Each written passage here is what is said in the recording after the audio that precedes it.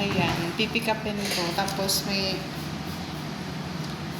sabi ko sa kanya, pikapin niya. Lalaki yun, konduktor. Konduktor ng bus. Eh, okay naman siya magbayad, kaya okay. Kaya talaga yung pera ko. Labas-pasok.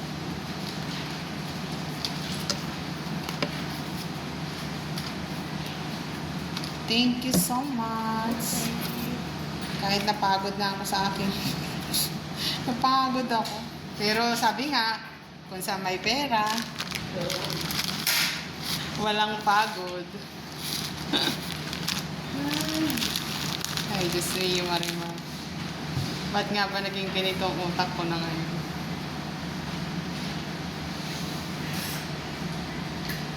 Init.